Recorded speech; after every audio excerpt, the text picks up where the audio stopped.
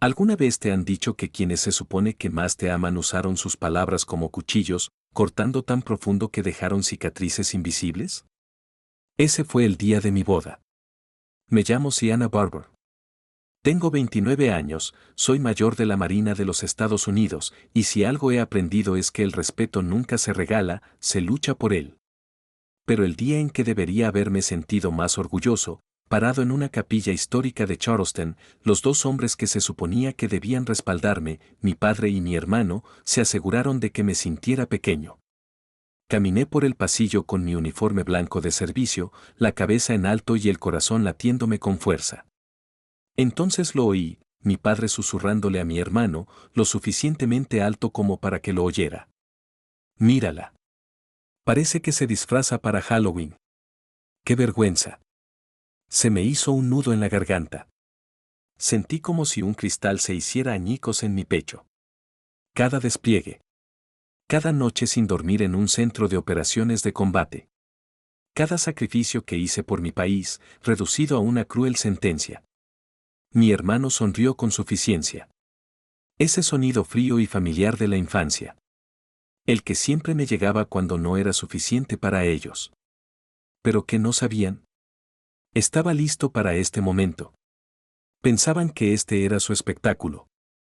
Pero este escenario era mío. Y la obra apenas comenzaba. Me encontraba tras las pesadas puertas de roble de la capilla de San Miguel en Charleston. Era un lugar lleno de historia, un símbolo del espíritu estadounidense. El sol del atardecer se filtraba por las vidrieras, tiñendo el suelo de piedra con brillantes vetas de zafiro y rubí. El aire olía a madera vieja, a pulimento de limón y al dulce y denso perfume de los lirios blancos que bordeaban el pasillo. Se suponía que este sería un momento de paz, de promesa sagrada. Pero mi corazón latía con fuerza contra mis costillas. No llevaba vestido de novia. Mi atuendo era mi uniforme de gala, el impecable uniforme de mi comisión, la insignia dorada de hoja de roble de un mayor en cada punta del cuello. No fue una decisión impulsiva. Fue una declaración. Era la verdad de quién era yo. Sabía que en la primera fila, mi padre, Richard Barber, no estaba sentado como padre. Estaba sentado como juez. Durante toda mi vida, había presidido el tribunal de mi existencia. Y el veredicto siempre era el mismo, culpable de no ser mi hermano. Hoy, esperaba que esta rebelión, como él la llamaba, se convirtiera en el remate de un chiste que pudiera contarles a sus socios. Esperaba que yo fracasara. Entonces las viejas puertas se abrieron con un crujido. Las primeras notas potentes del órgano de tubos crecieron y llenaron la nave, silenciando el murmullo de los invitados. Di el primer paso. Todas las miradas se volvieron hacia mí. Un silencio atónito inundó la sala. Podía sentir su sorpresa, su curiosidad, y con el rabillo del ojo, lo vi, la sonrisa tensa y condescendiente en el rostro de mi padre. Mantuve la frente en alto, con la mirada fija en el altar donde esperaba mi prometido, Mark. Al llegar a la altura del primer banco, mi padre se inclinó hacia mi hermano, Daniel. No alzó la voz, pero en el silencio cavernoso de la capilla, sus palabras cortaron el aire como una navaja. Fue un siseo bajo y venenoso. Mírala, susurró, con un sonido cargado de desdén. Es como si estuviera jugando a disfrazarse para Halloween, qué vergüenza. Daniel soltó un silencioso bufido. Fue un sonido leve, apenas una bocanada de aire, pero para mí resonó como un disparo. Se me encogió el pecho. El aire se desvaneció de mis pulmones, robado en un instante. El mundo se desdibujó en los bordes, los hermosos colores del vitral se desangraron en una mancha sin sentido. Solo quedó su voz, sus palabras. No eran solo palabras. Eran dardos venenosos, y dieron en el blanco en lo más profundo y vulnerable de mí. La frase comenzó a dar vueltas en mi mente, clavándose más profundamente con cada giro, vergonzoso. Halloween. Vergonzoso. Creí estar lista. En las semanas previas a este día, había construido muros alrededor de mi corazón, preparándome para su inevitable desaprobación. Me repetí mantras, afirmaciones de mi propio valor, mi propia fuerza. Me dije que sus palabras eran solo ruido, la estática sin sentido de hombres que jamás podrían entender mi mundo. Pero oírlo aquí, ahora mismo, se sintió como una quemadura reciente presionando sobre una cicatriz vieja y abierta. Sentí un calor sofocante subir por mi cuello y extenderse por mis mejillas. Mi primer instinto fue detenerme, girarme, enfrentarlo allí mismo, frente a sus poderosos amigos. Pero no lo hice.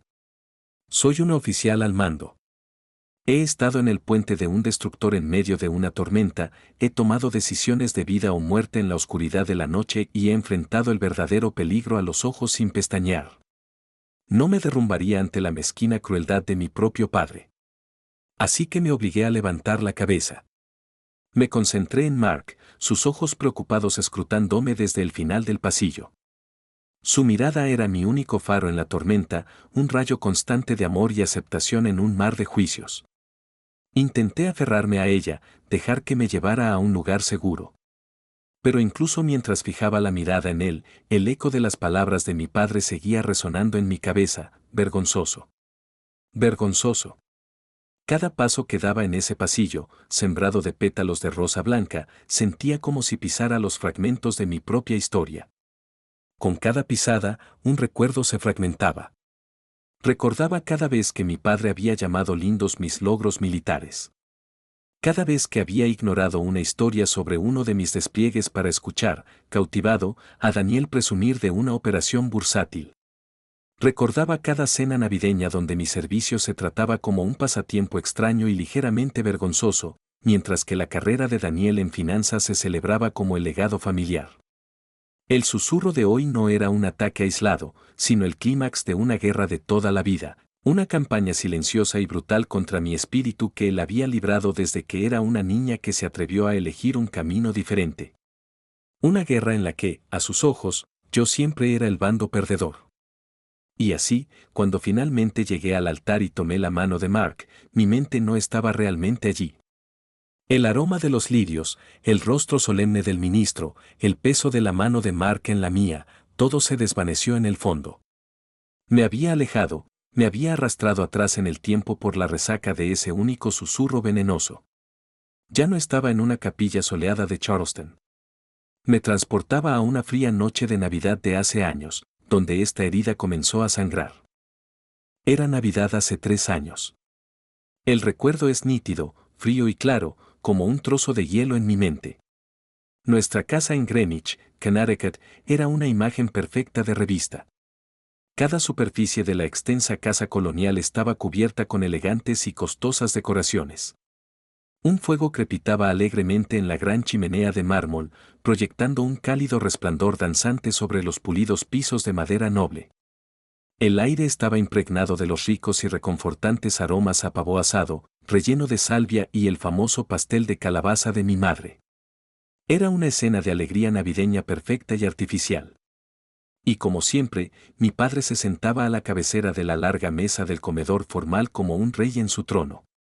Y mi hermano, Daniel, era el príncipe heredero, la estrella de la noche. Estaba en el centro de atención, deleitando a mis padres con la historia de un acuerdo multimillonario que acababa de cerrar. Hablaba con la arrogancia desenfadada de quien jamás ha conocido el fracaso, con la voz rebosante de satisfacción.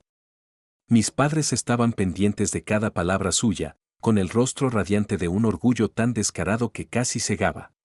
Yo permanecí allí sentado, con una copa de Cabernet en la mano, sintiéndome completamente invisible. Acababa de regresar a casa tras un despliegue de 6 meses en el Golfo Pérsico. Era una misión de inteligencia de alto riesgo, un periodo incansable donde cada decisión que tomaba, cada pieza de información que analizaba, podía impactar directamente en la vida de los hombres y mujeres con quienes serví. Había visto y hecho cosas que a la mayoría de la gente le quitarían el sueño. Pero en esa habitación, en ese mundo de plata pulida y conversaciones sobre opciones sobre acciones, esas experiencias simplemente no existían. Mi realidad era un país extranjero que no les interesaba visitar. Su mundo era Wall Street, fiestas exclusivas en el club de campo y yates en los Hamptons. Mi mundo eran informes clasificados, el zumbido de un buque de guerra y el peso del mando. Eran universos completamente distintos. Pero una pequeña y tonta parte de mí aún tenía esperanza. La esperanza es tenaz. Se aferra mucho después de que debería haberla soltado. Así que esperé un momento de calma en la conversación, una breve pausa en la adoración a Daniel. Cuando llegó, me aclaré la garganta y respiré hondo, armándome de valor. Papá, dije, con la voz más suave, más vacilante de lo que pretendía, me concedieron la medalla de encomio de la Marina. La mesa se quedó en silencio. Mi padre se giró para mirarme, entrecerrando los ojos ligeramente, como si acabara de empezar a hablar en un idioma que no entendía.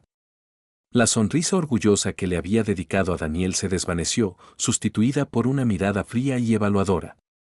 Oh, dijo finalmente, con una sola palabra llena de indiferencia. Qué bien, cariño. Me alegro por ti. Inmediatamente volvió a centrarse en Daniel, y su rostro volvió a esbozar una amplia y genuina sonrisa. Hablando de premios, bramó, Daniel ganó su torneo de golf en el club la semana pasada. Deberías ver el trofeo. Una auténtica belleza. Mi hermano se recostó en su silla, con una sonrisa de suficiencia extendiéndose por su rostro. Es solo una cosa de plástico, papá, dijo, agitando una mano con desdén. Probablemente no sea tan bonita como la linda cinta de Siena. La mesa estalló en carcajadas. No una risa cruel, sino la risa fácil e irreflexiva de quienes participaban en una broma que yo nunca entendería. Y en ese momento, la risa se sintió más brutal que cualquier grito.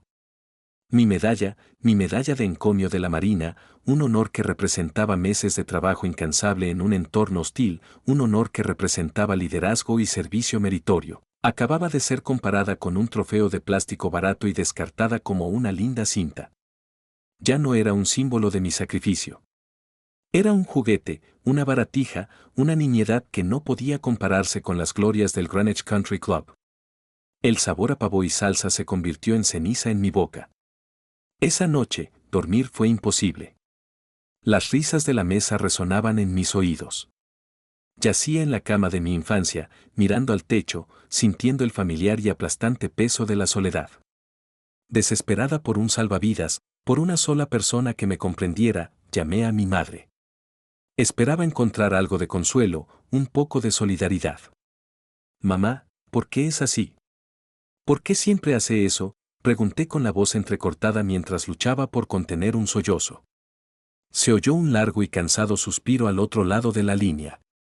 Era un sonido que conocía bien. Era el sonido de la rendición. Ay, Siena, conoces a tu padre, dijo con voz apaciguadora, cansada. Solo se preocupa por ti. Solo quiere verte asentada. Ya sabes, un buen marido, una vida cerca de casa. Esta carrera tuya, todo le resulta tan ajeno. No lo entiende. La palabra establecida me cayó como una sentencia de prisión. Significaba renunciar a quien era. Significaba abandonar la carrera, la vida, la identidad que había luchado con uñas y dientes por construir. Significaba convertirme en una persona que pudieran comprender, una persona que pudieran controlar. Y mi madre no me defendía. No me apoyaba. Estaba del lado de la paz y la tranquilidad, del lado de no causar problemas. Y en esa batalla, estaba completamente sola. Si alguna vez has sentido que tuviste que luchar tus batallas completamente sola, incluso dentro de tu propia familia, apoya esta historia con un me gusta y escribe la palabra sola en los comentarios para que sepa que no soy la única. Colgué el teléfono sin decir una palabra más y me acerqué a la ventana. Afuera, espesos y silenciosos copos de nieve cubrían el césped perfectamente cuidado de Greenwich. Era hermoso, sereno, y se sentía tan frío y remoto como mi propio corazón. Y en ese momento, mirando la nieve caer, una dolorosa verdad finalmente cristalizó dentro de mí. Nunca, jamás, obtendría la aprobación que tanto ansiaba de ellos. Buscarla era tan inútil como intentar encontrar calor en una estatua de hielo. Algo dentro de mí murió esa noche. Era la niña que siempre había esperado una palmadita en la cabeza de su padre. La joven que había esperado que algún día uno de sus logros finalmente fuera suficiente. Ella se había ido. Pero en su lugar, nació algo más duro, más frío e infinitamente más fuerte. Una determinación de acero puro e inquebrantable. Si no podían ver mi valor, construiría una vida tan plena de él que no podrían ignorarlo. Había terminado de luchar por su aceptación. De ahora en adelante, lucharía por mí. El día que mis padres me dejaron en las puertas de la Academia Naval de Annapolis, Maryland, quedó grabado en mi memoria. No fue una despedida cálida y llena de lágrimas. Mi padre no me abrazó. Me ofreció la mano, y su apretón fue firme, breve y frío como una piedra. No nos avergüences, Siena, dijo en voz baja y definitiva. Mi madre lloró, pero no eran las lágrimas de una madre desconsolada por dejar a su hija. Eran las lágrimas finas y ansiosas de una mujer preocupada por lo que dirían los vecinos de Greenwich. Entonces, el elegante sedán negro arrancó de la acera, dejándome sola en el histórico recinto con mi única bolsa de lona verde oliva a mis pies. Una profunda y escalofriante soledad me invadió. Era una isla. Antes de que pudiera procesarlo, un imponente estudiante de último año, con una mandíbula que parecía tallada en granito, se me acercó a 1 centímetro de la cara. «Muévete, plebeyo», gritó con una voz atronadora. No había tiempo para la tristeza. No había transición. Mi antigua vida había terminado. Mi guerra había comenzado. Al primer año en la academia lo llaman año plebeyo, y es, en toda la extensión de la palabra, un infierno. Fue un desmantelamiento sistemático de todo lo que creía ser. Nos despertaban a las 5 de la mañana con campanas y gritos. Cada día era un asalto brutal e implacable a nuestros límites físicos y mentales.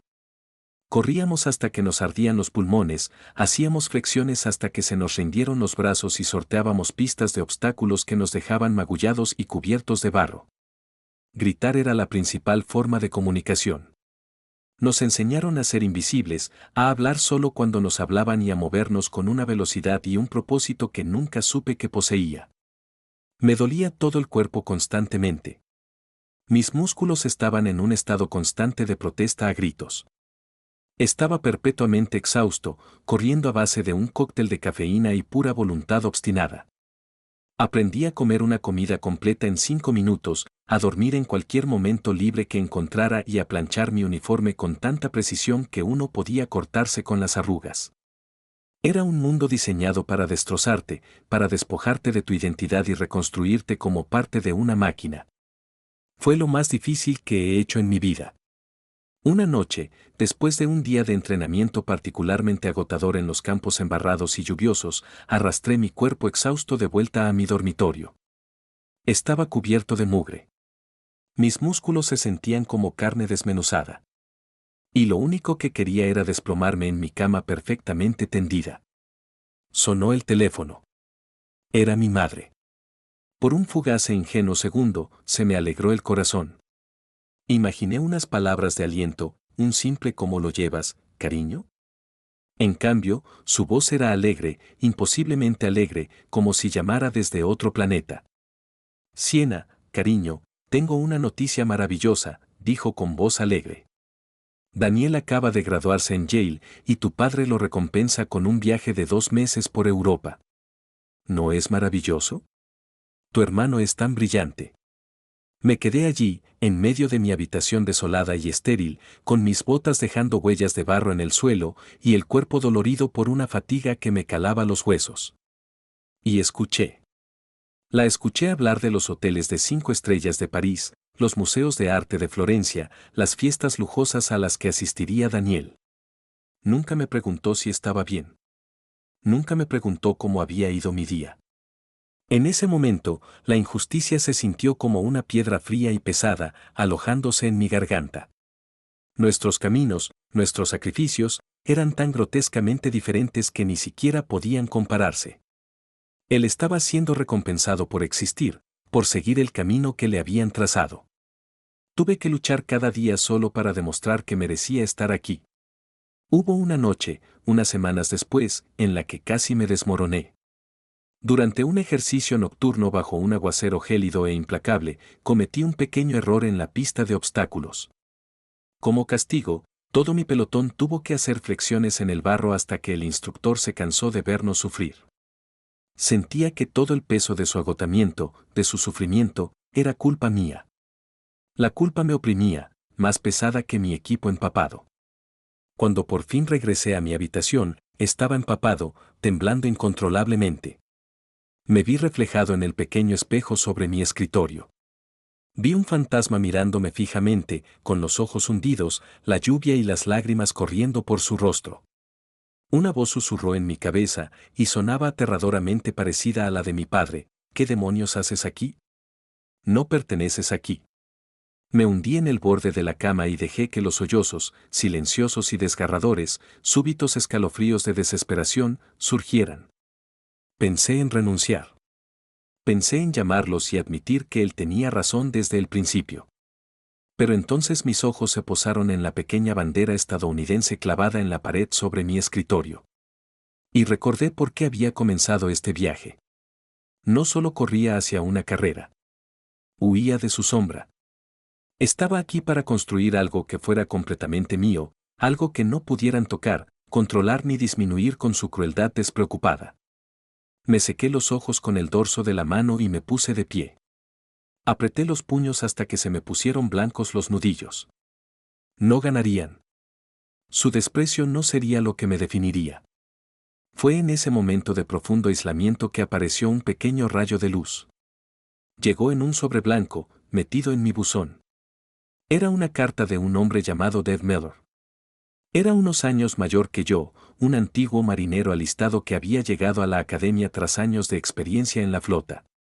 Nos conocimos brevemente durante un ejercicio de entrenamiento de verano. Su carta no era elegante. No tenía palabras floridas. Eran solo unas pocas líneas sencillas escritas con letra firme y firme. Decía, sí, el año de plebeya siempre es el más difícil. No dejes que esos cabrones te depriman. Te vi en el curso este verano. Tienes lo que se necesita para ser un líder. Sigue adelante. Eso fue todo. Solo unas pocas frases sencillas.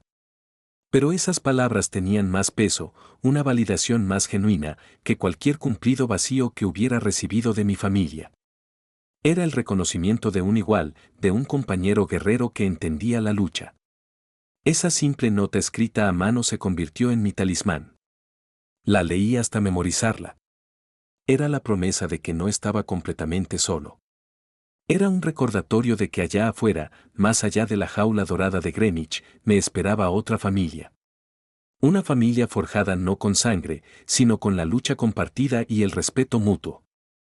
El suboficial mayor David Dave Miller no se parecía a nadie que yo hubiera conocido. Era lo que la Armada llama un dueño de tabla, un marinero de pura cepa que había estado con un barco desde su puesta en servicio.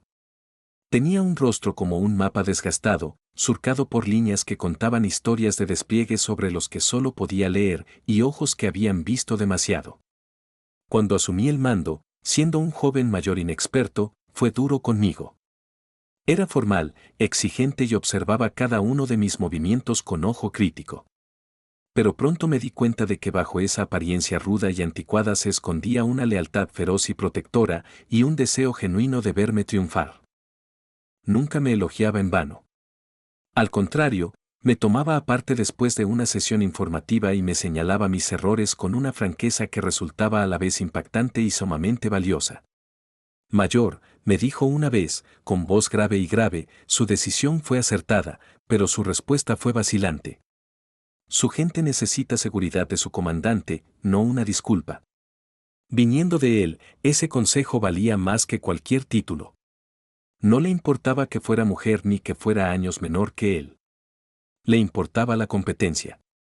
Me estaba enseñando a liderar, no por rango, sino ganándome el respeto. Ese respeto se convirtió en un salvavidas un año cuando dejé de prestar servicio durante el Día de Acción de Gracias. Estaba destinado en la estación naval de Norfolk, en Virginia, y el feriado coincidió con una inspección de preparación crucial. Volver a casa era impensable. Hice la llamada de rigor a Greenwich. Mi madre contestó, y después de explicarle que no estaría allí, suspiró y dijo, «Qué lástima. La familia te echará de menos». Entonces, sin dudarlo, su voz se animó al cambiar de tema rápidamente. Por cierto, Daniel se lo está pasando genial. Está esquiando en Aspen con sus amigos de la empresa.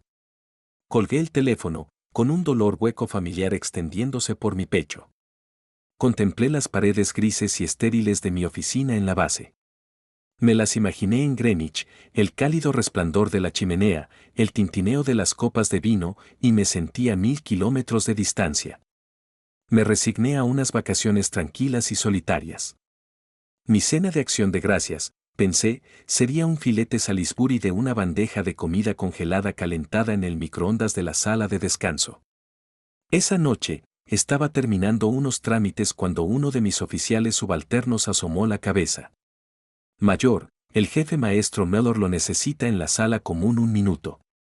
Cansado, eché mi silla hacia atrás y caminé por el pasillo, esperando algún problema de última hora con el programa de inspección. Pero al abrir la puerta de la sala común, se encendieron las luces. Sorpresa. Toda la sala estaba llena de mi unidad. Al menos 30 marineros, todos sonrientes, se apiñaban en el espacio. Las largas mesas estaban cubiertas con manteles de plástico y repletas de comida. Dave Mellor estaba en el centro de todo, con una enorme sonrisa en el rostro. A su lado estaba su esposa, Mary, una mujer cálida y amable con la sonrisa en los ojos, sosteniendo una enorme bandeja para asar. El increíble y delicioso aroma a pavo asado, salsa y salvia inundaba el aire. Había una montaña de puré de papas cremoso, cazuela de judías verdes con cebolla crujiente encima y un tazón de rica salsa de arándanos casera. Mary se acercó rápidamente y me envolvió en un fuerte abrazo maternal. Olía a canela y vainilla. Nadie debería estar solo en acción de gracias, cariño, me susurró al oído. Me quedé sin palabras. Se me hizo un nudo en la garganta tan fuerte que no pude tragar. Todos nos apretujamos alrededor de las mesas, un grupo variopinto de marineros lejos de casa, pasando platos, compartiendo historias y riendo. No había juicios en esa sala. No había comparaciones. Nadie intentaba impresionar a nadie. Era simplemente fácil. Estaba cálido. Después de que todos comimos hasta quedarnos saciados, Ted se levantó, golpeando su vaso de sidra espumosa con un tenedor. La sala se quedó en silencio. Quiero brindar, dijo, con su voz grave dominando la sala. Volvió la mirada hacia mí. Por la mayor Barber. Me miró directamente, con una expresión seria y llena de un respeto que mi padre nunca me había mostrado. Puede que sea joven, continuó, con la voz llena de convicción, pero es una de las oficiales más excelentes, agudas y valientes a las que he tenido el honor de servir. Todos estamos orgullosos de llamarla nuestra comandante. La sala estalló en un coro de hurra y aplausos. Y en ese momento, lloré. Los muros que con tanto cuidado había construido alrededor de mi corazón simplemente se derrumbaron. No eran lágrimas de tristeza ni de autocompasión. Eran lágrimas de gratitud abrumadora y profunda. Por primera vez en mi vida, sentí que realmente pertenecía a algún lugar. Esto era mi familia. Este grupo caótico, ruidoso y cariñoso. No me valoraban por lo que intentaba ser ni por lo que podía hacer por su reputación. Me respetaban por lo que era. La fiesta terminó en una agradable y feliz neblina. Mientras ayudaba a Mary a empacar las obras, mi teléfono vibró en el bolsillo. Lo saqué. El nombre en la pantalla me heló la sangre al instante, Richard Barber. Dudé, con el pulgar sobre la pantalla. Una parte de mí quería ignorarlo para preservar la paz de la noche, pero sabía que eso solo retrasaría lo inevitable. Respiré hondo y contesté. Ni siquiera me saludó. Su voz era fría, cortante y con un toque de irritación. Siena, me ordenó, te necesito en casa el próximo fin de semana. Organizamos una importante recaudación de fondos para el senador y necesitas estar aquí para presentar un frente familiar unido. Y por Dios, ponte un vestido formal, no uno de tus uniformes de soldado. Así, sin más, el calor de la noche se esfumó, se extinguió como si alguien hubiera pulsado un interruptor. La acogedora sensación de pertenencia se evaporó, reemplazada por el miedo familiar y escalofriante.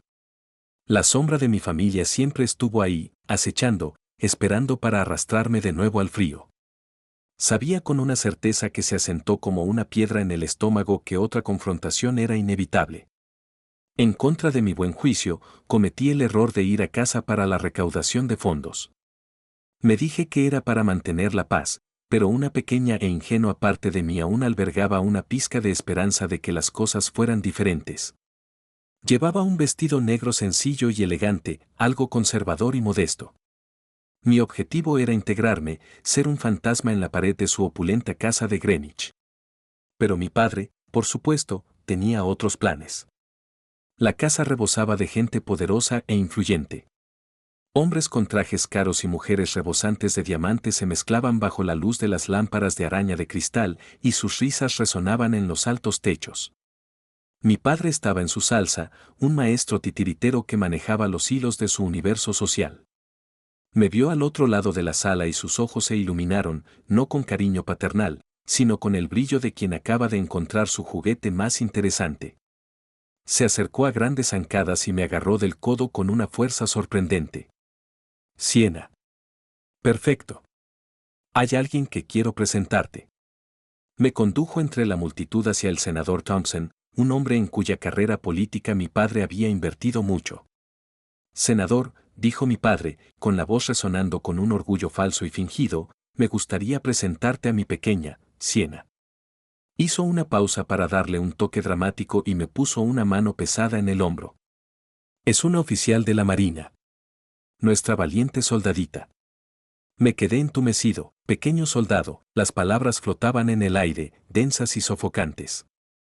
En un instante, me había infantilizado y reducido toda mi carrera, mis sacrificios, mi liderazgo, mi propia identidad, a una pequeña anécdota encantadora, un truco de fiesta para impresionar a un político. Yo no era su hija. Era una novedad, un elemento decorativo. El senador me dio una palmadita condescendiente en el brazo. Qué admirable, señorita, dijo, sin que su sonrisa llegara a sus ojos. El país está orgulloso de usted. Su elogio sonó vacío, sin sentido, porque se filtraba a través de la presentación despectiva de mi padre. Me quedé allí parada, con una sonrisa educada congelada en el rostro, mientras por dentro, un frío y duro nudo de rabia comenzaba a formarse en mi estómago. Unas semanas después, mi prometido, Mark, y yo anunciamos oficialmente nuestro compromiso. La reacción de mi padre fue inmediata y rotunda. Nos citó a su estudio, una habitación revestida de caoba oscura que siempre olía a cuero y dinero. No nos felicitó. Empezó a darnos instrucciones. La boda se celebrará en el Greenwich Country Club, declaró, reclinándose en su enorme sillón de cuero. Ya he pagado el depósito. La lista de invitados será de 500 personas. Nuestros contactos empresariales y políticos más importantes estarán allí. Siena, tu madre ya ha elegido un diseñador para tu vestido. Y Mark, dijo, volviendo su mirada fría hacia mi prometido, necesitarás un corte de pelo, algo más respetable. No estaba preguntando. Nos estaba informando de una serie de decisiones empresariales irrenunciables. Mi boda, nuestro día especial, había sido manipulada y rebautizada como un evento de networking corporativo. Todo giraba en torno a las apariencias, a proyectar una imagen de riqueza y poder.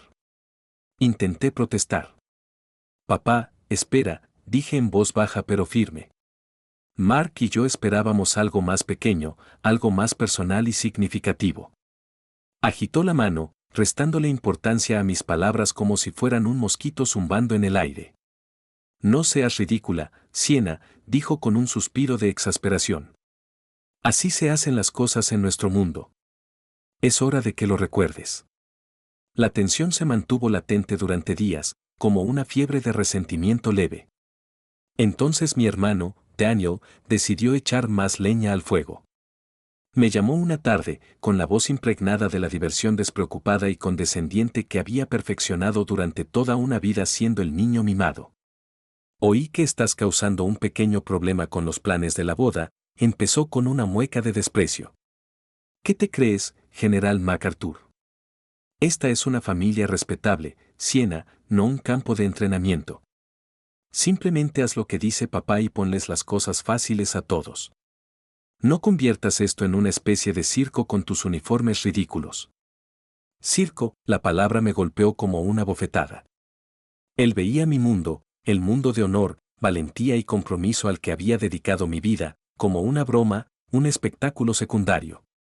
Su desprecio, en cierto modo, era incluso más doloroso que el autoritarismo de mi padre. Venía de alguien de mi generación, alguien que debería haberlo pensado mejor, pero que había elegido adoptar ciegamente los mismos valores tóxicos. Sentí una oleada de ira correr por mis venas, tan intensa que me hizo temblar las manos. Pero el golpe decisivo llegó, como tantas otras veces, de mi madre.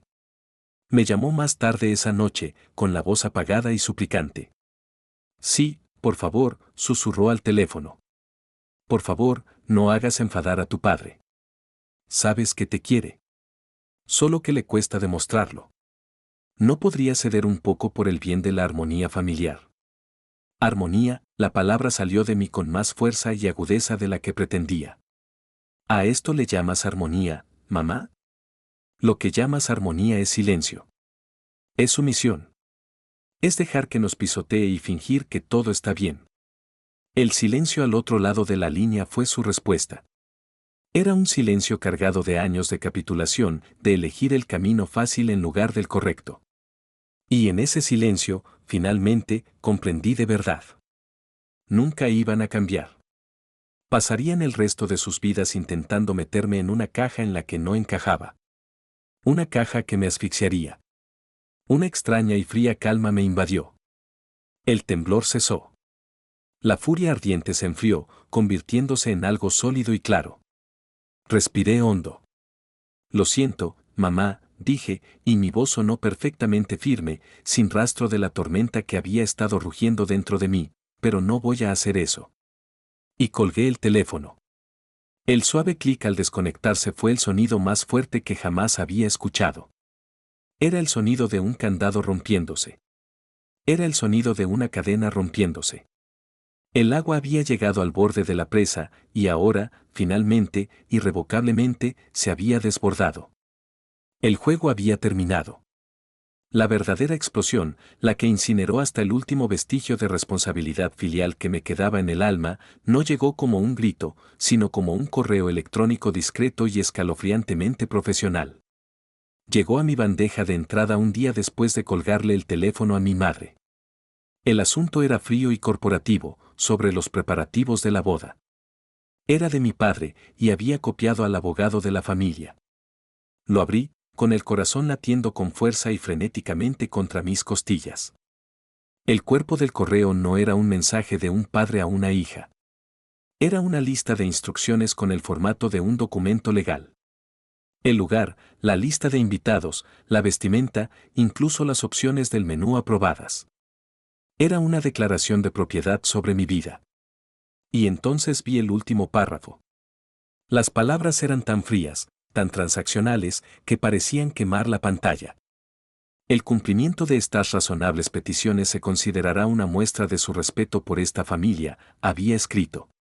Cualquier desviación de este plan podría obligarme a reconsiderar futuras disposiciones de apoyo financiero y herencia. Eso era todo. No era una sugerencia. No era una rama de olivo. Era una amenaza. Un chantaje en blanco y negro. Estaba usando el dinero, el único idioma que realmente entendía, para comprar mi obediencia. Estaba poniendo precio a mi silencio. Me decía que mi lugar en esta familia no era un derecho de nacimiento, sino un contrato que debía firmar con mi sumisión. Tiré el teléfono sobre la cama como si estuviera en llamas. Me temblaban las manos, no de miedo, sino de una rabia tan pura y ardiente que parecía que me iba a consumir. Mark entró en la habitación, me miró a la cara y en un instante estuvo a mi lado, rodeándome con sus brazos.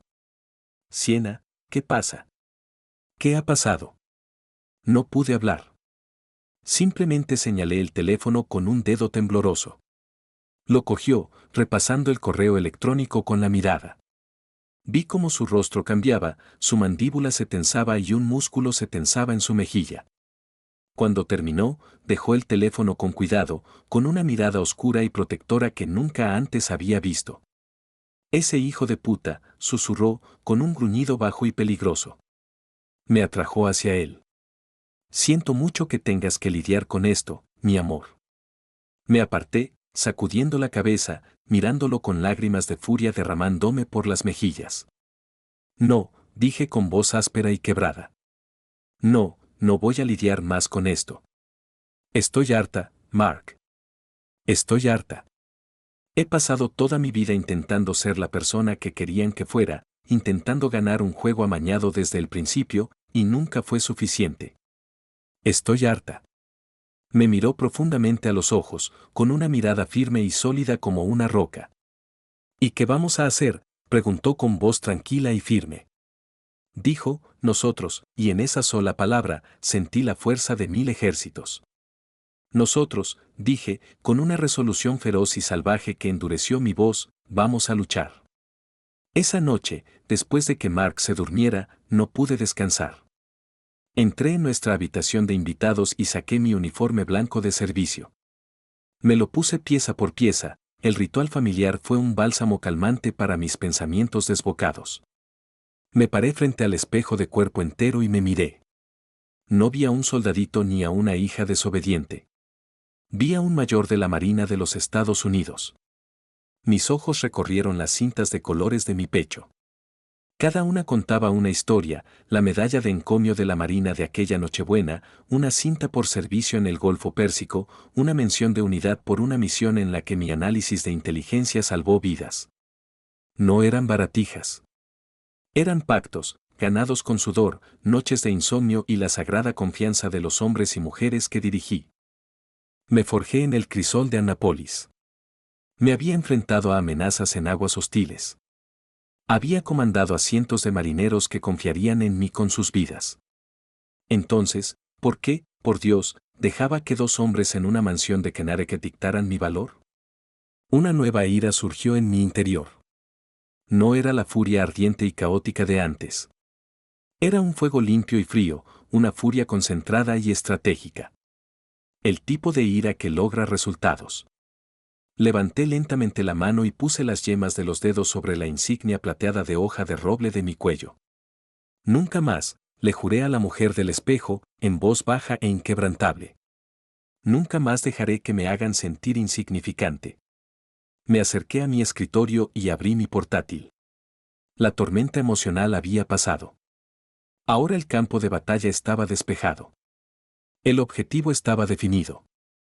Sentí el familiar clic en mi cerebro, el cambio de la reacción emocional a la planificación estratégica, igual que cuando analizaba información para una misión de alto riesgo. No iba a cancelar la boda. Cancelar era retirarme. Iba a convertir su campo de batalla en mi escenario, la fiesta de mi padre, sus invitados, su club de campo. Pero serían mis reglas, mis términos de compromiso. Si alguna vez has llegado a ese punto crítico, ese momento en el que supiste que ya no podías callar, apoya esta historia con un me gusta y escribe no más en los comentarios. Empecé un nuevo correo electrónico.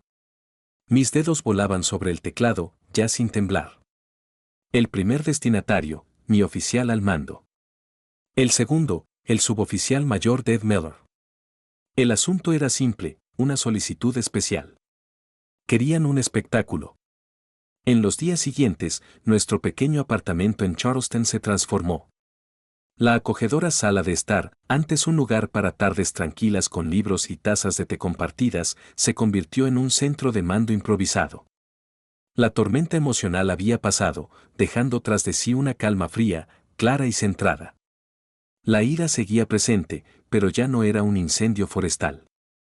Era una quema controlada, una fuente de combustible que podía canalizar. Mark, mi fiel e increíble Mark, era mi segundo al mando. Extendimos un plano de la capilla de San Miguel y un plano del salón de recepciones sobre la mesa del comedor. Se sentía tan familiar y centrado como cualquier sesión informativa previa a la misión que hubiera dirigido. Muy bien, dije, tocando un punto en el diagrama de la capilla. La primera fase es la distribución de asientos. Mi padre tendrá a sus invitados, sus inversores, sus aliados políticos, todo su mundo, sentados en las primeras 10 filas del lado derecho del pasillo. Da al lado del novio. ¿Y el lado de la novia?, preguntó Mark, con una pequeña y decidida sonrisa en sus labios. El lado de la novia, confirmé, será un mar de blanco y azul. Reservaremos las primeras 10 filas de la izquierda exclusivamente para el personal militar. Crea una clara división visual, dos fuerzas opuestas. Mark asintió, tomando notas en un blog. Me coordinaré con la organizadora de bodas. Le diré que es una tradición militar. No lo cuestionará. ¿Y la guardia de honor? Mi dedo se movió hacia una pequeña antecámara cerca de la entrada principal en el plano. Se reunirán aquí, fuera de la vista. No se mueven hasta el momento oportuno. No se trata solo de presencia. Se trata de la sincronización y el impacto psicológico. Son la revelación. Ya no se trataba de venganza. Se trataba de estrategia. Se trataba de aprovechar las habilidades que la Marina me había enseñado, análisis, planificación, precisión, y usarlas para ganar la batalla más importante de mi vida. Para el eje del plan, sabía que necesitaba a alguien en quien pudiera confiar plenamente. Alguien que entendiera el mando, el respeto y la lealtad, no como conceptos abstractos, sino como una forma de vida. Necesitaba a Dave Miller. Lo llamé por videollamada esa noche. Contestó desde su sala, con aspecto relajado y una desgastada camiseta de entrenamiento de la Marina. Al fondo, veía a su hijita, un torbellino rosa con coletas, persiguiendo a su Golden Retriever por el sofá. Era la imagen de la vida familiar cálida y normal que anhelaba. No perdí el tiempo con explicaciones emotivas ni con una larga y confusa historia sobre la crueldad de mi familia. Sabía que no la necesitaría. Le hablé como su oficial al mando, explicándole los detalles operativos con un lenguaje conciso y profesional. Jefe maestro, comencé, tengo una solicitud extraoficial. Necesito una guardia de honor de 6 marineros para mi ceremonia de boda y necesito que sea usted quien dé la orden. Este es un detalle no oficial, pero es de suma importancia para mí. Me observaba a través de la pantalla, con su rostro curtido e impasible, y sus ojos reflejaban una profunda comprensión que resultaba desconcertante. No preguntó por qué. No preguntó si estaba bien. Simplemente escuchó. Cuando terminé, guardó silencio un largo rato, el único sonido era la tenue risa de su hija de fondo. Luego miró directamente a la cámara, y su voz era firme y firme como una cadena de ancla. Mayor, dijo, estaremos allí. Siempre respaldamos a nuestro comandante. Solo indíquenos la hora y el lugar. Las lágrimas me picaron en los ojos, pero las contuve. Así era la verdadera lealtad. Este era el apoyo inquebrantable que mi familia, con todo su dinero e influencia, jamás podría comprender. Gracias, Ted, susurré. Gracias. La siguiente fase de la operación fue reunir a las tropas. Durante los días siguientes, envié invitaciones cuidadosamente redactadas y sutilmente codificadas a mis colegas más cercanos y de mayor confianza de cada etapa de mi carrera. El mensaje no hablaba de confrontación. No insinuaba el drama. Simplemente decía, su presencia con sus uniformes de gala sería el regalo de bodas más significativo que Mark y yo podríamos pedir. Las respuestas fueron inmediatas y contundentes, dado por hecho, mayor. Encantado de estar ahí para usted. Lo que sea por usted. Una a una, llegaron las confirmaciones, tenientes, comandantes, marineros alistados y compañeros oficiales con los que había servido desde Norfolk hasta el Golfo Pérsico. Casi 150 hombres y mujeres confirmaron su asistencia. No solo venían a una boda. Entendían el mensaje. Venían a mostrar su solidaridad. Sí, era un ladrillo más en la muralla que se construía a mi alrededor. Mi padre tenía su dinero y sus influencias. Yo tenía un ejército. Las horas previas a la ceremonia fueron una bruma de calma surrealista. Estaba en la suite nupcial de la capilla, una hermosa habitación soleada con muebles antiguos. Mi uniforme blanco de gala colgaba, impecable y listo, con los botones dorados relucientes. Como predecía, la última andanada de guerra psicológica de mi familia llegó por mensaje de texto. Un mensaje de mi padre: confío en que no harás el ridículo con ese disfraz ridículo. Seguido de uno de Daniel: no nos avergüences delante del senador. Intenta parecer una persona normal por una vez. Leí los mensajes y, por primera vez, no tenían fuerza. No me dolieron. Ni siquiera me parecieron un insulto. Eran solo ruido, estática de un mundo distante e irrelevante. Tenía un plan. Tenía a mis aliados. Ya no era la niña ansiosa por una migaja de su aprobación. Era una comandante a punto de entrar en el campo de batalla de mi propia elección. Me prendí con cuidado mi última medalla, la medalla de encomio de la Marina, en el pecho. Respiré hondo, lenta y profundamente, para centrarme, y desde el otro lado de las gruesas puertas de madera de la suite, oí las primeras notas profundas y resonantes del órgano. Era el momento. El escenario estaba listo. Las pesadas puertas de roble se abrieron de par en par y crucé el umbral. La escena ante mí era exactamente como la había diseñado, un campo de batalla dibujado con perfecta claridad. A mi derecha estaba el mundo de mi padre, un mar resplandeciente de trajes caros, vestidos de seda y cabellos perfectamente peinados. El aire a ese lado del pasillo vibraba con el suave murmullo del dinero y la influencia, un coro de comentarios susurrados y sonrisas de satisfacción. A mi izquierda estaba mi mundo, un océano silencioso y disciplinado de uniformes de servicio, espaldas rectas, miradas firmes y una profunda quietud colectiva que parecía absorber hasta el sonido del aire. Los dos mundos se encontraban uno frente al otro, separados por los pétalos de rosa blancos esparcidos sobre el suelo de piedra, una línea invisible de demarcación dibujada en el centro de la capilla. Vi a mi padre en primera fila. Me miró fijamente y me dedicó una sonrisa condescendiente, una despedida final y silenciosa. Seguía sin entenderlo. Miró a los 150 militares a mi lado y no vio más que elogios a mi pequeño acto de rebeldía, un espectáculo que solo me haría quedar aún más ridículo en su mundo. No podía entender que no eran invitados. Eran la prueba viviente de una vida que él se negaba a ver. Eran mi verdad. El órgano sonó con fuerza y comencé a caminar. Cada paso era mesurado, pausado, mis tacones repiqueteaban con un ritmo constante sobre la piedra fría. Sentía el peso de todas las miradas de la capilla sobre mí, el lado civil zumbaba con susurros confusos, el lado militar se encerraba en una vigilia silenciosa y poderosa. Al llegar a la altura del primer banco, lo oí, tal como sabía que lo oiría, el susurro bajo y venenoso de mi padre a mi hermano, mírala. Un disfraz de Halloween en su propia boda. ¡Qué vergüenza! Y luego la risa silenciosa y desdeñosa de Daniel. Esta vez, las palabras no me traspasaron. Ni siquiera arañaron la superficie. Esta vez, no fueron más que combustible. Mantuve la frente en alto, con la mirada fija en Mark, que me esperaba en el altar, sus ojos eran un faro de amor y apoyo inquebrantables en medio de la tormenta. Este era el momento, el detonante. Al llegar a la mitad del pasillo, el punto designado en nuestro mapa de batalla, el plan se puso en marcha. El jefe maestro Dev Miller, sentado en la primera fila a mi izquierda, se puso de pie. No fue solo ponerse de pie.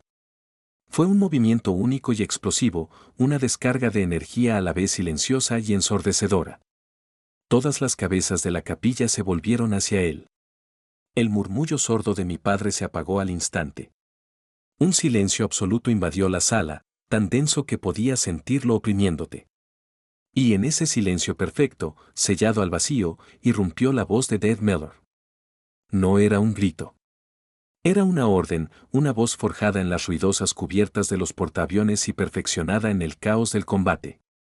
Una voz que cortó el aire con la fuerza de una onda expansiva. Damas y caballeros, el mayor Barber está presente. La reacción fue instantánea. No fue una serie de movimientos individuales. Fue una respuesta biológica única y unificada. Una oleada de blanco y azul. 150 militares se pusieron de pie al unísono. El sonido de 300 zapatos militares golpeando el suelo de piedra en el mismo milisegundo no fue un ruido. Fue un evento físico, un único crujido agudo y percusivo que sonó como un disparo de fusil resonando en los muros de piedra y el alto techo abovedado. Fue el trueno del respeto disciplinado. En el silencio resonante que siguió, decenas de manos se alzaron en un saludo perfecto y seco, un bosque silencioso de manos enguantadas de blanco, rígidas, testimonio de un honor que el mundo de mi padre no podía comprender. El imperio de mi padre se hizo añicos en ese instante. Sus invitados se quedaron paralizados, sus rostros, una galería de incredulidad, con la boca abierta y los ojos abiertos. El senador, el hombre al que tanto deseaba impresionar, parecía completamente atónito. Mi madre se llevó la mano a la boca, con el rostro pálido. La sonrisa petulante de Daniel se desvaneció, reemplazada por una máscara de pura confusión e incomprensión. Pero mis ojos, mi atención, estaban fijos en una sola persona, mi padre. Su rostro era una obra maestra del colapso. Observé en lo que parecía cámara lenta cómo las capas de su arrogancia se desvanecían. La sonrisa condescendiente se desvaneció primero, reemplazada por la incredulidad. La incredulidad se convirtió en conmoción. La conmoción se convirtió en una comprensión creciente y horrorizada. Y finalmente, todo lo que quedó fue la cruda y desnuda conciencia de su propia derrota. Ya no miraba a su soldadito disfrazándose. Miraba a un comandante. Era testigo de una forma de poder que su dinero no podía comprar, su influencia no podía controlar y su mente no podía procesar. Por primera vez en mi vida, mi padre, Richard Barber, el titán de la banca de inversión, parecía pequeño. Simplemente permanecía allí sentado, clavado en su asiento por el peso del respeto que su hija se había ganado, un respeto que él nunca le había mostrado. Permanecía allí, silenciado, derrotado, no por una discusión ni un grito, sino por una verdad tan poderosa que no necesitaba palabras. Llegué al altar y tomé la mano de Mark. Su agarre era firme, sus ojos brillaban de orgullo. La batalla había terminado. Había ganado. Y al girarme para encarar al ministro, la capilla seguía envuelta en un silencio absoluto y atónito. La ceremonia terminó, pero el silencio persistió. Nos siguió desde la capilla hasta el salón de recepciones del club de campo, un denso y pesado manto de asombro que acalló la música de celebración y el tintineo de las copas. La adrenalina del enfrentamiento se había desvanecido, dejando tras de mí un extraño y sordo zumbido en los oídos. Sentí un profundo alivio, pero pronto le siguió un agotamiento tan profundo que lo sentía en los huesos. El amplio y opulento salón de baile era, al igual que la capilla, una habitación dividida. Era como contemplar dos países separados por una frontera invisible y fuertemente vigilada. A un lado, mi mundo, mi familia elegida, mis hermanos y hermanas de armas, junto con la familia y los amigos de Mark, habían creado un remanso de paz y alegría. Compartían historias de despliegues, chistes de la academia y se burlaban sin piedad de Mark por casarse con una oficial. Por primera vez en mi vida, en un evento familiar, me sentí en el centro de la calidez, no afuera, en el frío, mirando hacia adentro. El sonido de su genuina alegría era la música más dulce que jamás había escuchado. Y al otro lado de la habitación, apiñados en un grupo apretado y aislado, estaba el mundo de mi padre. Él, mi madre, Daniel y sus invitados más importantes parecían náufragos aferrados a un trozo de madera a la deriva. Sus ropas caras y sus brillantes joyas de repente parecían ostentosas y sin importancia en contraste con los impecables y honorables uniformes de nuestro bando. Su poder, que siempre había sido tan absoluto en estos entornos, simplemente se había evaporado. Nadie se acercaba a su isla. Estaban condenados al ostracismo, no por la fuerza, sino por el peso absoluto e innegable de lo que acababan de presenciar. Estaba hablando con el jefe maestro Miller, dándole las gracias con la voz cargada de emoción, cuando vi a mi padre acercarse. Parecía 10 años mayor que esa mañana. Su habitual postura arrogante había desaparecido, sustituida por una caída de hombros. La máscara de autoridad segura había sido reemplazada por un dolor crudo y desconcertado. No me miró directamente. Fijó la vista en un punto justo por encima de mi hombro, como si mirarme a los ojos fuera una tarea demasiado grande para él. ¿Por qué?, preguntó con la voz ronca y entrecortada. No era una pregunta que buscara comprensión. Era una acusación. ¿Por qué me avergüenzas así delante de todos? Respiré lenta y profundamente, y una extraña calma me invadió. La ira se había ido. El dolor se había ido. Solo quedaba una inmensa y silenciosa tristeza por el hombre que era, por el padre que nunca podría ser. No te avergoncé, papá, respondí con voz suave pero firme. Solo fui yo mismo. Quizás por primera vez frente a ti, y no voy a disculparme más por eso. Finalmente me miró de verdad, pero no hubo ni un atisbo de reconocimiento en sus ojos, ninguna comprensión. Solo había la mirada vacía e incomprensiva de un extraño. No dijo ni una palabra más. Simplemente se giró, encorvó los hombros y se alejó. Unos minutos después, los vi irse. Mi madre y Daniel, uno a cada lado de mi padre, prácticamente sosteniéndolo mientras lo guiaban hacia una salida lateral, evitando el vestíbulo principal. No se despidieron. No saludaron. Simplemente desaparecieron. Y su partida no dejó un vacío. Al contrario, sentí como si se hubiera liberado una presión. De repente, la habitación parecía más iluminada, la música más clara, las risas más fuertes. Entonces me di cuenta de que nuestra relación había sido como una muela infectada y dolorida durante años, una fuente de dolor constante y leve con la que acababa de aprender a vivir. Y hoy, por fin, me la había sacado. El proceso había sido brutal, terriblemente doloroso. Pero el alivio que siguió fue real, limpio y absoluto. Mark se acercó y me tomó la mano, entrelazando sus dedos con los míos. ¿Estás bien?, preguntó en voz baja. Asentí, sintiendo una lágrima cálida escapar y recorrer mi mejilla. No era una lágrima de tristeza ni de ira. Era una lágrima de liberación. Estoy bien, dije, con la voz apenas un susurro. Por primera vez en mucho tiempo, estoy de verdad bien. Más tarde esa noche, de vuelta en la tranquilidad de nuestra suite de hotel con vistas a la ciudad, mi teléfono vibró en la mesita de noche. Era un largo mensaje de texto de mi madre. Era una obra maestra de culpa pasivo-agresiva, un párrafo largo y divagante lleno de frases como, después de todo lo que hemos hecho por ti, y, tu padre está destrozado, que terminaba con una súplica desesperada para que pensara en lo que le has hecho a esta familia. Leí las palabras y sentí que volvía a apoderarse de mí el familiar y agotador agotamiento, el ciclo interminable de culpa, de manipulación, de hacerme responsable de sus sentimientos. Pero esta vez, algo era diferente. No sentí la necesidad de defenderme. No sentí la necesidad de discutir. No sentí nada más que una silenciosa y definitiva resolución. Sin dudarlo, abrí mis contactos. Encontré el nombre de mi madre y pulsé bloquear. Hice lo mismo con mi padre y luego con Daniel. No fue un acto de ira. Fue un acto de instinto de supervivencia. Era el último paso necesario. La puerta, que había estado entreabierta toda la vida, estaba cerrada con llave. Me quedé junto a la ventana, contemplando las brillantes luces de Charleston que se extendían abajo. Un capítulo de mi vida, un capítulo largo y doloroso, definido por su sombra, acababa de terminar. Y uno nuevo, un capítulo cuyas palabras aún no había escrito, cuya historia sería completamente mía, estaba a punto de comenzar. 5 años. A veces parece una eternidad. Otras veces, un abrir y cerrar de ojos. 5 años desde aquel día en la capilla de Charleston. Ahora soy la teniente comandante Sienna Barber Dedes, al mando de un escuadrón de inteligencia con base en San Diego, California. El aire pesado y húmedo de la costa este ha sido reemplazado por el calor seco y soleado del Pacífico.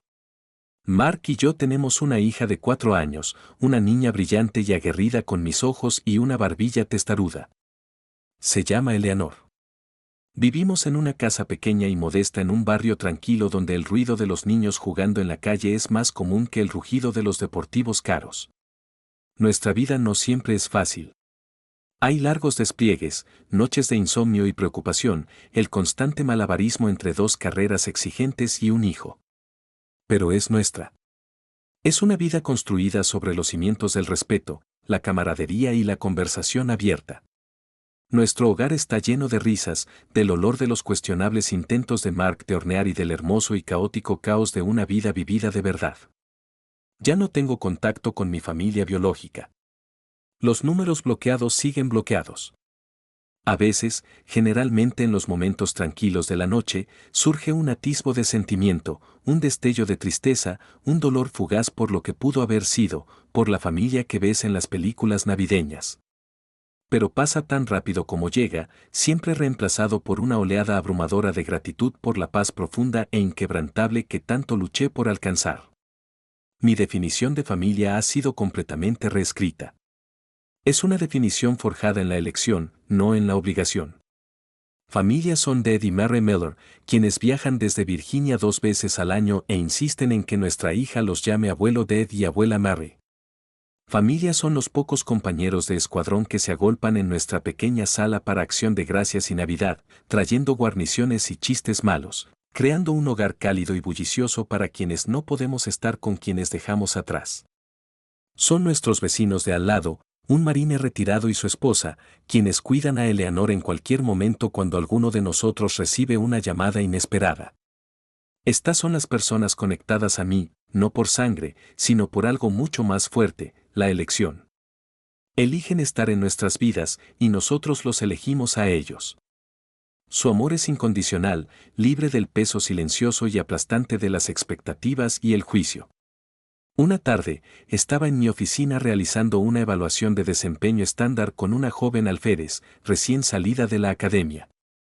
Era brillante, dedicada, una de las oficiales jóvenes más perspicaces que había visto, pero siempre tenía una sombra de ansiedad en la mirada. Al concluir la reunión oficial, dudó. Señora, comenzó en voz baja, ¿puedo preguntarle algo personal? Asentí. Mi familia no entiende esta vida. Creen que estoy desperdiciando mi educación. Quieren que haga algo más seguro, más normal. No sé cómo hacérselo entender. La miré, y en su rostro preocupado, vi un reflejo de mí misma de hace una década, la misma sed de aprobación, el mismo miedo a decepcionar a quienes se suponía que eran tus mayores apoyos. Sonreí, una sonrisa genuina y amable. Déjame contarte una historia, dije. No se lo conté todo. No le conté sobre la boda ni la cena de Navidad ni los correos electrónicos fríos y transaccionales. No necesitaba los detalles amargos. Necesitaba la lección. Tu valor, le dije, con voz suave pero segura, no lo determina la aprobación de nadie más, ni siquiera la de tu familia. Lo determinan tus acciones, tu integridad y el respeto que te ganas de las personas que te apoyan cuando importa. Nunca, jamás, dejes que nadie te convenza de lo contrario. Vi una pequeña luz de valentía encenderse en sus ojos, y supe que lo entendía. Esa mañana, me desperté antes del amanecer. Me escabullí de la cama, dejando a Mark y Eleanor durmiendo plácidamente, y conduje hasta la playa de Coronado. Caminé por la orilla, con la arena fresca y húmeda bajo mis pies descalzos. Observé cómo el sol comenzaba su lento ascenso por el horizonte, pintando el oscuro cielo del Pacífico con pinceladas de suave rosa y naranja intenso. Me quedé allí, respirando el aire limpio y salado, y pensé en la palabra, legado. Durante la mayor parte de mi vida, creí que el legado era lo que mi padre dejaría, un nombre en un edificio, una cartera de acciones, una reputación cimentada en el poder y el control. Pero me equivocaba. El legado no era algo que se dejaba atrás. Era algo que se vivía ahora mismo. El legado era el sonido de la risa de mi hija resonando en nuestra pequeña casa. Era la confianza inquebrantable en los ojos de mi esposo. Era el orgullo silencioso que sentía al ver a un joven oficial alzarse un poco más alto, un poco más fuerte, gracias a una lección que yo había compartido. El legado era este momento, esta paz en mi alma, este amor que había construido desde cero, esta fuerza para pararme en el borde del continente, mirar el océano infinito y decir, este soy yo. Y cuando los primeros rayos cálidos del nuevo día me rozaron el rostro, supe con una certeza que me invadió por completo que era finalmente, completa e irrevocablemente libre. Y esa es mi historia. Fue un camino difícil, pero me enseñó que la verdadera libertad no reside en la ausencia de cicatrices. Es construir una vida que ames a su alrededor. Todos tenemos el poder de romper ciclos, definir nuestras propias familias y elegir nuestro propio legado. Me honraría saber qué significa esa palabra para ti. Comparte en los comentarios una sola palabra que represente el legado que estás construyendo. Tus historias fortalecen a esta comunidad. Si mi experiencia te ha impactado, dale a me gusta y suscríbete para apoyar el canal y que podamos seguir compartiendo historias de resiliencia juntos.